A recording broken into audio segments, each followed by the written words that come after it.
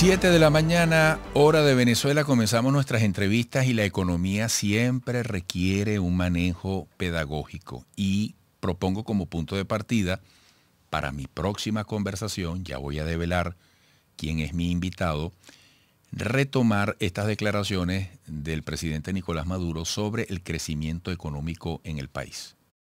Cuando sepan lo que son los números del crecimiento económico del primer semestre de 2022. Récord. Hay bancos del mundo, Bank of America, Credit Suisse, Chase Manhattan Bank, etcétera, la CEPAL, que dicen que Venezuela va a crecer entre 10, 15 o 20%. Y por ahí va la cosa. Bueno. 7:02 de la mañana, Luis Enrique Gabazut, economista, investigador en ciencias sociales. Bueno, muy apreciado, tiempo que no te teníamos por acá. Bienvenido. Muchas gracias, Eduardo. El placer es todo mío.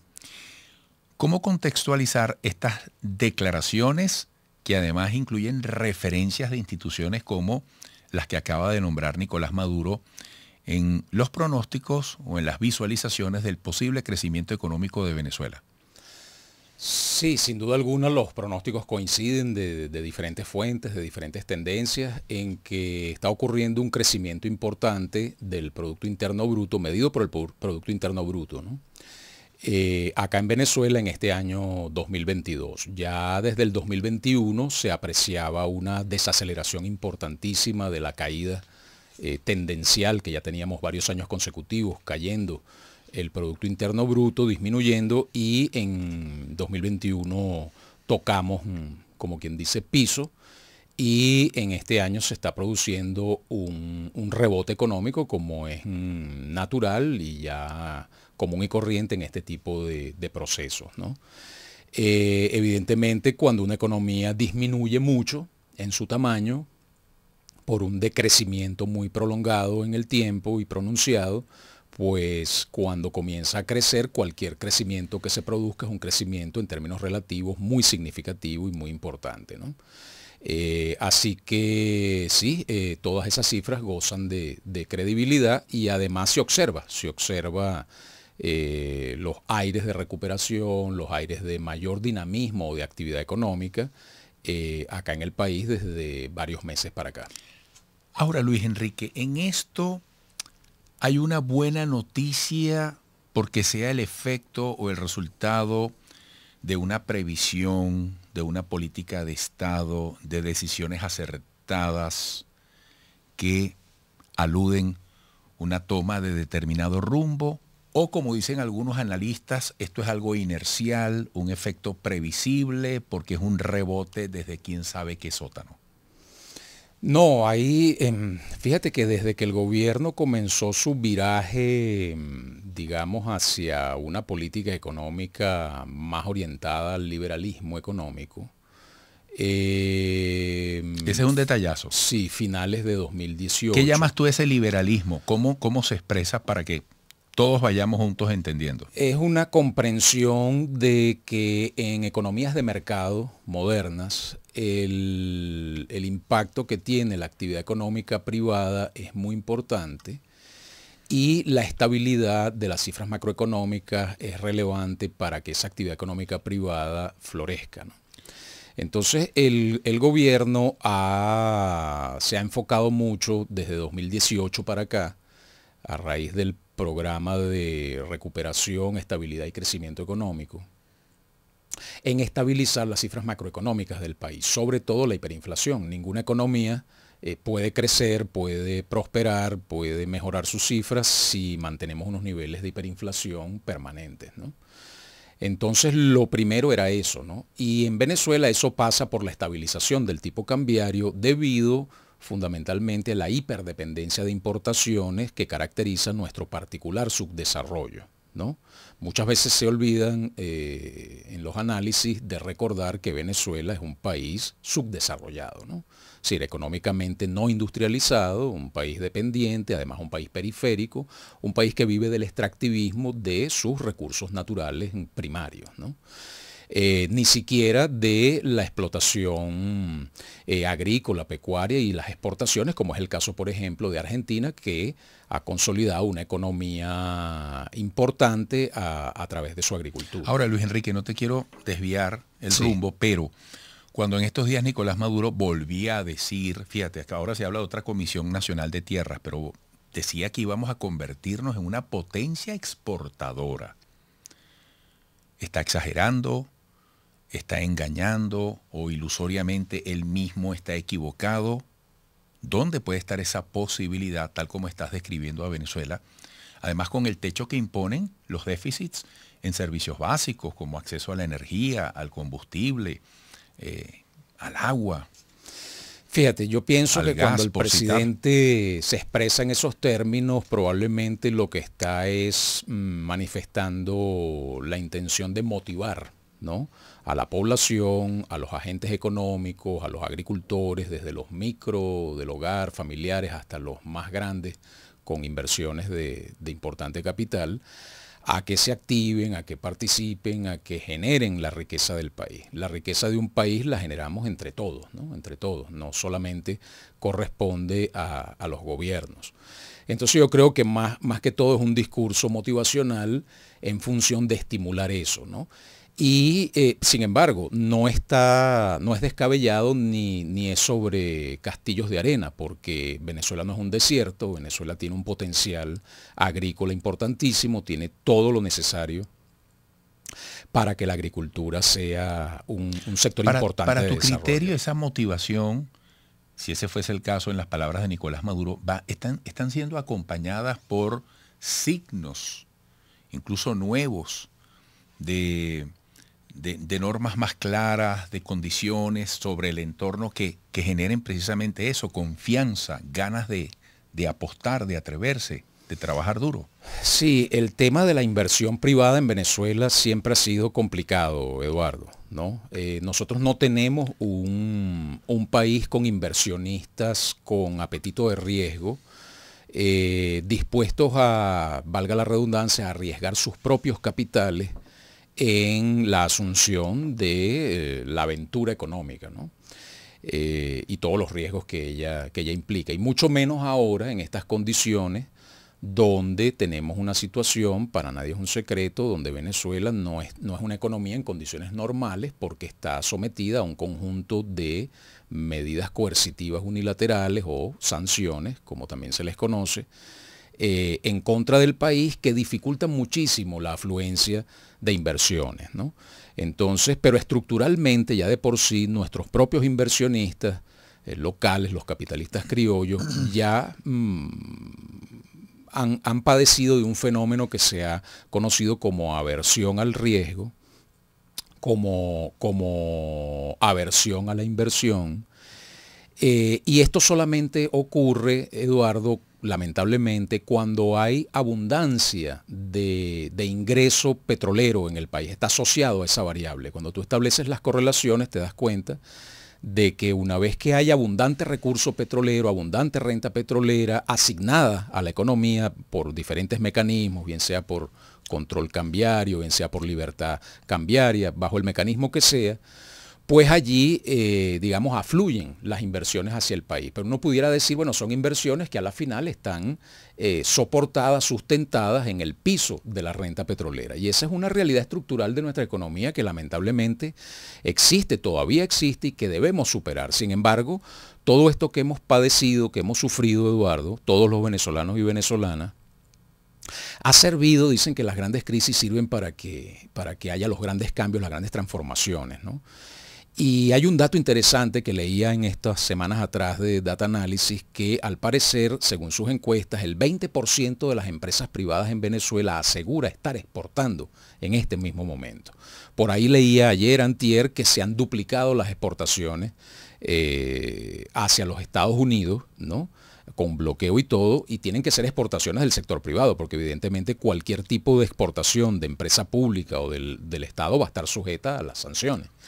Entonces es muy interesante este tipo de datos, Eduardo, porque denotan quizás una transformación en las propensiones de inversión estructurales, históricas que hemos tenido en Venezuela, ¿no? Y una superación de ese rentismo petrolero por parte de los agentes económicos. En la medida en que esto continúe y en la medida en que el capitalista criollo se dé cuenta de que arriesgando sus propios capitales, sin necesidad de que exista una fuente, una muleta, digamos, permanente, hay un colchón de seguridad, porque el verdadero capitalismo, Eduardo, implica la asunción del riesgo, lanzarse al agua sin salvavidas, ¿no? Eso es lo que es el verdadero capitalismo, midiendo y evaluando los riesgos primero, ¿no? Y bueno, y en función de eso puedes aspirar a tu rendimiento, ¿no? A obtener tu rentabilidad.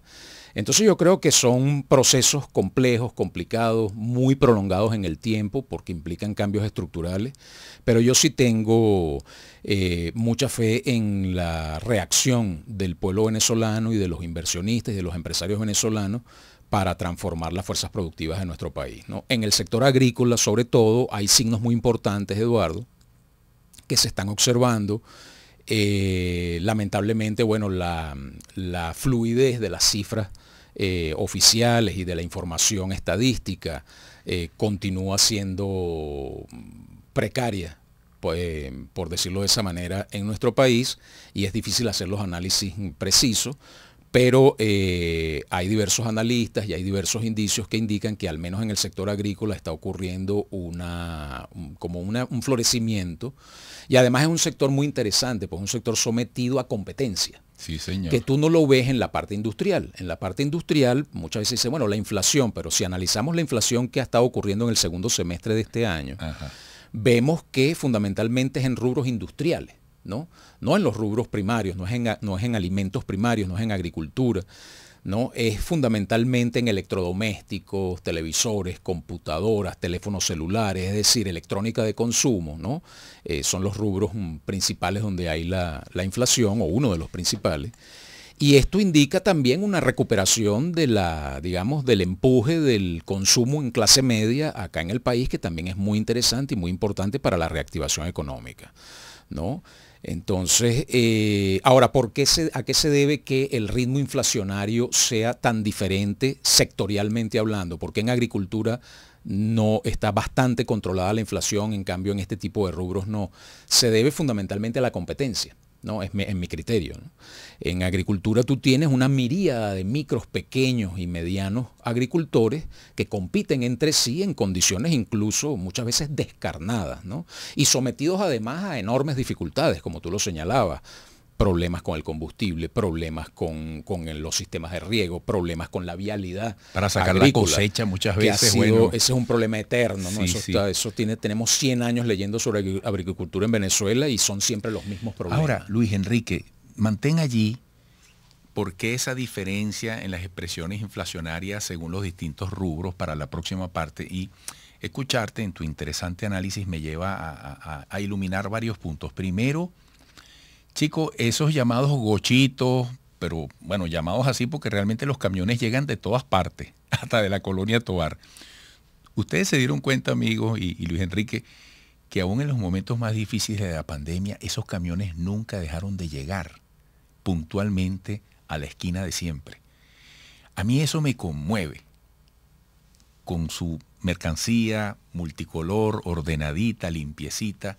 A mí ese sector, como tú lo has dicho, me parece tan interesante. 2, nombrabas data análisis. En estos días hubo un tuit de José Antonio Gil Yepes que me gusta de él, que llama las cosas por su nombre, porque en este país, Luis Enrique y amigos, a veces comemos casquillos, jugamos para la tribuna.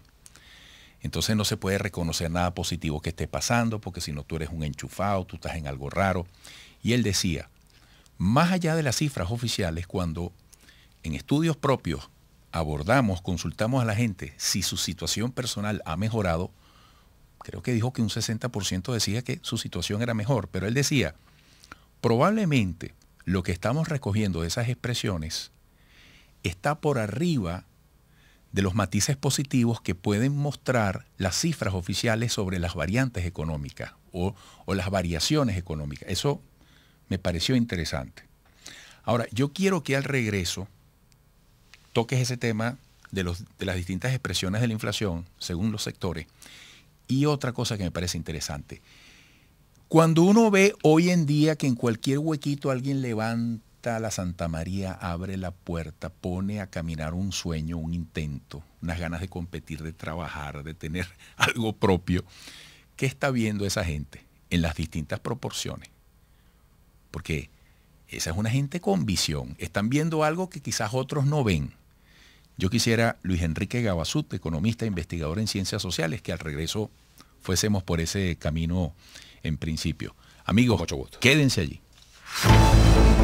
7:20 minutos hora de Venezuela. Luis Enrique Gabasut, economista e investigador en ciencias sociales. Bueno, hay profundos contrastes en el país. No todos están bien, no todos sienten que su situación mejora, no todos ven una recuperación, pero es evidente que está pasando algo en Venezuela y bueno, todos quisieran montarse en el vagón posible para superar sus problemas básicos. ¿Qué está viendo? Porque lo vemos en distintas manifestaciones, pero ¿qué está viendo la persona que se atreve en este momento a arriesgar, a invertir? Cuando incluso yo lo digo aquí todos los días, Luis Enrique, no es ninguna mantequilla abrir un negocio, no es que tú subes la Santa María y venga todo el mundo. ¿Cómo ves tú esa parte de la Venezuela de hoy? Es fascinante y es un fenómeno más que económico, sociológico, muy interesante en el sentido de la psicología colectiva de la población venezolana.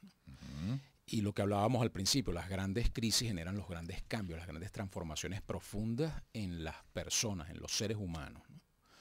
Entonces Venezuela ha sido un país, así como te comentaba, que el inversionista privado siempre estuvo como amuletado o ha estado amuletado de papá Estado, ¿no? De las prebendas, del colchón de la renta petrolera, etcétera. Igual ha ocurrido con el pueblo trabajador, con el empleado, con la gente, que siempre estuvo amuletado o acostumbrado a que, bueno, el empleo público en Venezuela, con holgura, con grandes beneficios, etcétera. Y ahora la inmensa población venezolana se ha dado cuenta de que debe rebuscarse, ¿no? De que debe buscar el emprendimiento, todo ese movimiento de emprendedurismo que está ocurriendo, y son fenómenos fascinantes y muy, muy interesantes de cara al futuro. De cada quien a su capacidad, ¿verdad? Cada quien a su nivel, cada quien en su capacidad. Vemos iniciativas sumamente interesantes, ya no es simplemente hacer empanadas en la casa, ¿okay? Ya hay todo tipo de iniciativas, desde lo micro hasta lo más grande, y eso es bien importante porque el pueblo venezolano se va dando cuenta de que debe resolver sus necesidades, la satisfacción de sus problemas por sí mismo. Si hay el apoyo del Estado de una manera planificada y bien dirigida, pues estupendo, excelente. Si no lo hay, pues ¿qué vamos a hacer? Vamos adelante igual, ¿no? Vacas flacas, vacas gordas, pero la gente al asumir esta actitud asume en las riendas el progreso y el futuro del país, ¿no? Entonces yo creo que es bien interesante lo que está ocurriendo, sobre todo fíjate en la población joven, Eduardo, y en el tema de las nuevas fronteras de desarrollo de actividad económica de la humanidad, que es toda la parte tecnológica, toda la parte de redes sociales. Ese es un buen título para un libro, Las Nuevas Fronteras. Las nuevas fronteras, claro que sí. Y ahí tenemos nosotros un hervidero, un verdadero hervidero, de muchísimas personas, jóvenes y de todas las edades, pero principalmente jóvenes, que a lo largo de las últimas 2 décadas se han ido formando en áreas tecnológicas, en nuevas tecnologías, en informática, en redes sociales, cursos cortos, carreras largas y carreras cortas, que se le han ofrecido acá en Venezuela y que han sido importantísimas oportunidades de formación, y que han sabido aprovechar y ahora lo ejercen a través de una computadora, conectado a través de internet, y logran generar ingresos que uno los ve y uno muchas veces no lo puede ni creer, ¿no? Bueno, pero este muchacho mira lo que está ganando, que esto no lo gana, bueno, ni uno con todo el esfuerzo que pueda hacer, ¿no? Entonces, es muy, muy interesante. Y en áreas digitales, que son las fronteras del mundo hacia el futuro. Ahora fíjate, no sé cuál fue el término, liberalización, el término que tú utilizabas. Bueno, liberalización puede ser que se permitió esta dolarización, bueno, que están estas condiciones para importar, bueno, que se habla de la creación de una zona económica exclusiva y hoy se están reuniendo, por ejemplo, en Colombia, gracias al triunfo de Petro, empresarios de aquel lado y de este, industriales de allá y de acá. Liberalización podría ser que el gobierno entienda que más allá de las ideologías hay un país que está dando muestras de que quiere ser propietario, de que quiere ser dueño, de que reaccionó a la inviabilidad de los salarios expresados en bolívares en medio de esto, bueno, tomando sus propios riesgos. Mira, aquí puede haber muchas hamburguesas y la gente no tiene miedo, dice, yo hago la mía, puede haber muchos pequeños y así en muchísimos rubros. Puede estar gestándose en la honestidad posible de la dirigencia política toda, pero particularmente la que hoy ostenta el poder, una comprensión y una aceptación de estos mensajes que está dando el país. Sí, por supuesto, Eduardo. No sé si estás de acuerdo con el contexto que describo. Pues. Fíjate, la liberalización, el significado que yo le quiero dar es facilitación de todo lo que es la actividad económica privada en el país, ¿no? Venezuela ha estado acostumbrada a una actividad económica del sector público muy importante, muy fuerte, históricamente, ¿no? No solamente con los gobiernos chavistas. Solo que además en estos años hubo estatizaciones, intervenciones, eso. En estos años hubo estatizaciones, intervenciones, aun cuando no hubo nunca una prohibición de la actividad económica privada, es decir, una socialización de los medios de producción real. Por eso muchos socialistas radicales dicen que aquí nunca hubo realmente un intento socialista. Aquí lo que hay siempre ha sido una economía de mercado. Pero el Estado, al verse sometido a tantas limitaciones, al reconocer su propia hiperdependencia de la renta petrolera, aquí todos dependemos de la renta petrolera, el Estado depende de la renta petrolera, el sector privado depende de la renta petrolera, el pueblo trabajador depende de la renta petrolera. Entonces, al reconocer esa dependencia, pues el Estado tiene que evolucionar, ¿no? Y comprender que la economía la hacemos entre todos. ¿Tú ¿no? crees y el que estamos desarrollo de las fuerzas productivas. ¿Tú crees que estamos andando en un proceso evolutivo? Estamos andando en un proceso evolutivo. Ahora, hay sectores importantes. Aquí, como dicen, los venezolanos siempre estamos acostumbrados a irnos a los extremos, ¿no? Y a las exageraciones. Me queda un minuto. Bien sea de un lado o del otro, ¿no? Pero, digamos, hay sectores estratégicos que en mi criterio es muy importante que el Estado mantenga una presencia importante en esos sectores de actividad, ¿no? Los servicios básicos, para mí es fundamental que el Estado conserve una importantísima presencia en esos sectores. No digo que se excluya la participación privada en energía eléctrica, en agua potable, ¿no? En telecomunicaciones, ¿no? En transporte. Es decir, pero son sectores que son tan estratégicos, que pueden implicar vulnerabilidades para la seguridad estratégica de la nación y de la población, y tan importantes para el desarrollo económico, que considero que la presencia del Estado en sectores como esos es muy importante y nunca debe desaparecer, ¿no? Pero hay una miríada de otros sectores donde el Estado pues, puede dejarlo totalmente en manos del sector privado y ejercer su rol regulador, contralor, supervisor, moderador, suavizador a través de las intervenciones de redistribución social de la riqueza, impuestos, etcétera, como ejercen todos los estados y todos los gobiernos a nivel global. Bueno, Luis Enrique Gabasut, economista e investigador en ciencias sociales, el tiempo resultó poco. Eso es signo de que la conversación, de que tu análisis, me parece, en lo personal, siempre lo reconozco muy interesante. Eres muy objetivo. El país está necesitado de eso. Yo creo que lo agradece también. Y espero que pronto vuelvas. Muchas gracias, Eduardo. Espero por la invitación. Siempre dispuesto. Muchísimas gracias, amigos. Sigan allí.